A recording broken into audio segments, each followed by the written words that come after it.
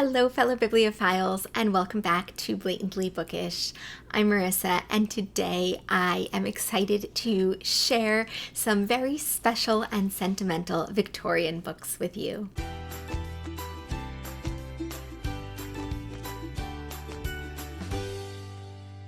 So if filming and editing and everything goes according to plan, happy first day of Victober, everyone. I thought it would be a really fun experience for me to go through my shelves and to pick out some of my favorite Victorian books. Not favorite in the sense that they are the best novels I've ever read, but favorite physical books that I own, favorite physical Victorian books that are special or sentimental to me in some way, shape, or form. This was inspired by a video that I actually did a very long time ago, one of my first videos here on BookTube, and that was special and sentimental books. So today I'm going to do the same, but specifically for Victorian books. And it'll be interesting for me to look back at that old video and see which books are the same, which books are different. That one was not specifically Victorian themed, of course, but there were a lot of Victorian books on that. So you'll see some of these books are rather ordinary looking, but they do have special significance to me. Some of these books are very beautiful, some of them are very old, some of them were just great finds, and a combination thereof. So yes, let me show you the books. The first books I have are actually new additions to my collection. I got them this summer actually at a book sale with Heather from Fresh Parchment, and they are two folio editions of Anthony Trollope books. So we have Dr. Thorne here, and we have The Small House at Allington. And these are just absolutely gorgeous, gorgeous books. It was so kind of Heather to let me take them. She could see how excited I was about them. I got them for $2 each. There's a sticker that I still need to peel off, but I am a little afraid of peeling it off because it's stuck to the paper, and I just hope it doesn't rip the page. But I love how it has this map of West Barsetshire. It's just really beautiful. It reminds me of like fantasy almost, the way it has that map.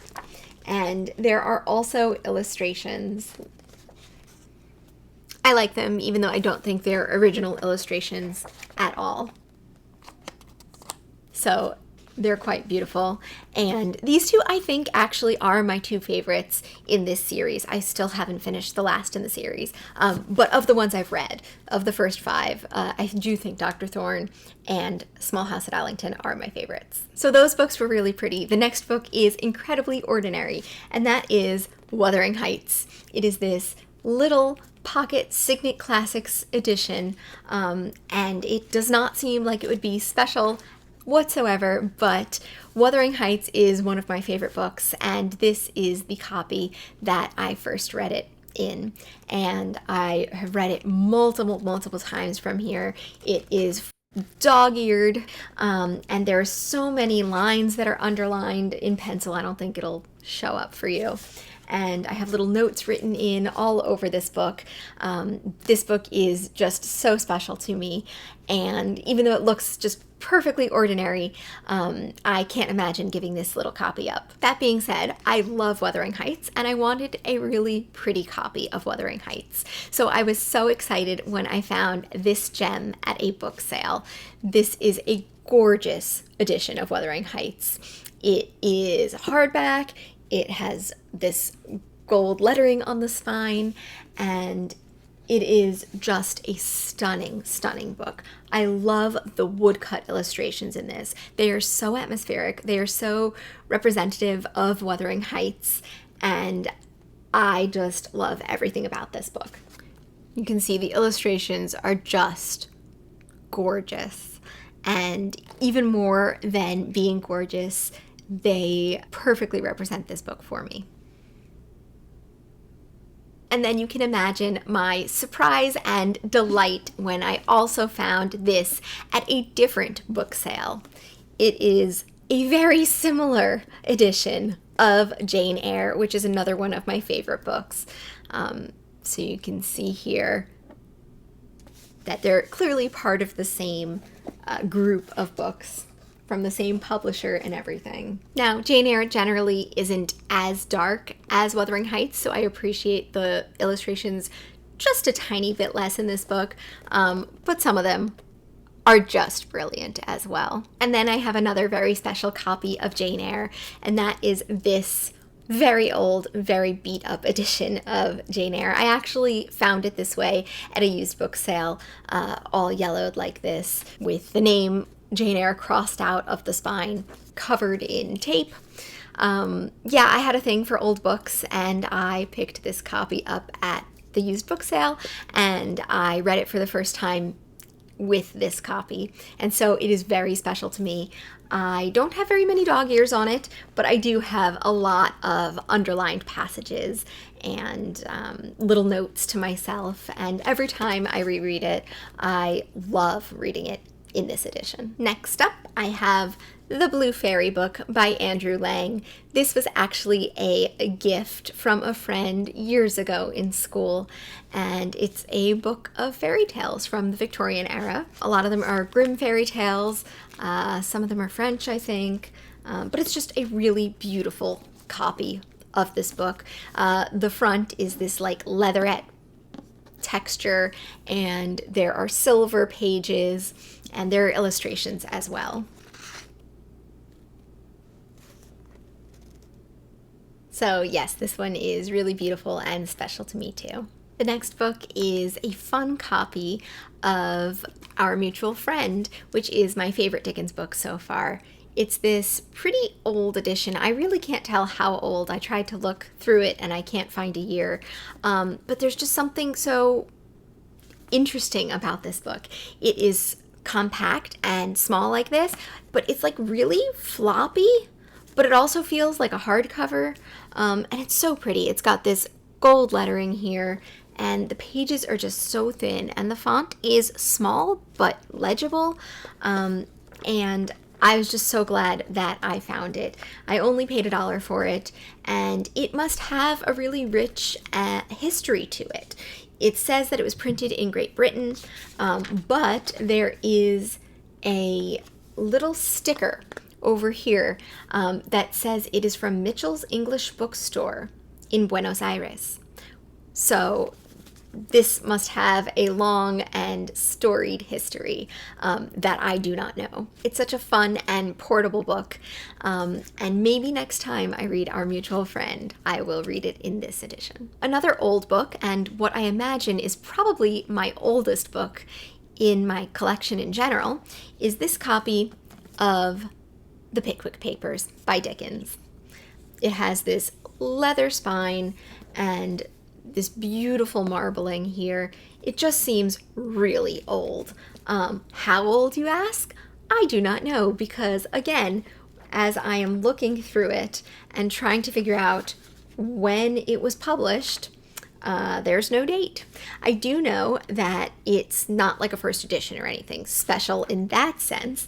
It was published in New York. It says John W. Lovell Company, 150 Worth Street, Corner Mission Place. But besides that, I don't know that much about it. They have gorgeous illustrations in it. There's the marbling on the inside as well, which is so pretty. And as much as I love this copy, I really do think I would be afraid to read from it because it is so old and it just feels like it would fall apart. And yet, it is very, very special to me. Next, I have this copy of Vanity Fair, which is just so beautiful. I picked this up for free at school one day. There was just this box of free books, and this was there, and it was gorgeous, and it was Vanity Fair, and I took it home with me, and it is still here in my collection. I just love this pretty carriage design, and I don't really know if you can tell, but there's like a pretty greenish pattern on the front, and the illustrations in here are just phenomenal. I love how they go across the whole page in a lot of cases, and there are some that are also in color. It's just a really beautiful, stunning book, and I'm so happy to have it in my collection. The next book is a very pretty copy of Sherlock Holmes. The gold on the spine is a little worn off, but it is still a gorgeous, gorgeous book. There are maps inside, and there are some beautiful illustrations as well. I absolutely think this one is stunning, and I'm very happy to have it. Next is an interesting find. I found a lot of Anthony Trollope books actually at a book sale with Heather last year, I think, and I haven't read either of these books, Nina Balatka or Linda Tressel, but what is so special about this book is that it is used, and that the inside cover has information about the previous author. There's this little like ex libris stamp, and it says things like when she read them and a little blurb about what it's about. So this one says that it was read Christmas 1997, and it says a fascinating tale about Jewish-Christian relationships in the mid-19th century in Prague, and a love story. Trollope depicts his characters with empathy and sympathy. He's a real humanist. RKB. And just based on a lot of the blurbs that we read, I think Heather has a lot more of these than I do. I just took one for the sentimental value. But based on the blurb, RKB was a very intelligent woman, and she really loved Trollope. And I just think it's so special to be able to have a little piece of her collection in mine, and to be able to carry her love of Trollope on in my own little library. I think that she has passed away. I think I actually looked up the obituary when I got this book, just to learn more about her. And it was what we had feared, that there were so many books by her, not by her, but that were hers. And she passed away, and somebody, I guess, donated her books to people who would love and cherish them. And so this one is very special, and also very Victorian, because thinking about death like that, and just having that kind of existentialist moment, like what will happen to my books one day, and what happens to all of our books one day. That's just a very Victorian thought in a way. And last but not least, I have The Half-Sisters by Geraldine Jewsbury. This book is very special to me because I absolutely loved it, but it is out of print. And so this is pretty hard to come by. I want to recommend it more on my channel, but every time I talk about this book on my channel, I have a lot of comments that say things like, where can I get it? I can't find it. And that's because it's been out of print. So it would be really nice if some publisher decided to give this book a second chance and publish a new edition of it. But until then, it is a pretty special book to me. Because of its scarcity and because of how amazing it was. It's about two half-sisters.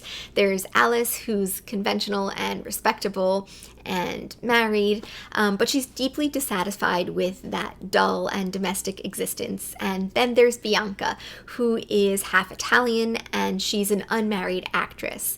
And she just leads this incredibly unconventional life for a Victorian woman. And so the book compares and contrasts the lives and the fates of these two characters. It's actually pretty radical for the Victorian era, and I absolutely loved it. So if you are able to get a copy of it, or even find an e-copy online, I do highly recommend it. So those are all of the special and sentimental Victorian books that I have to share with you for now.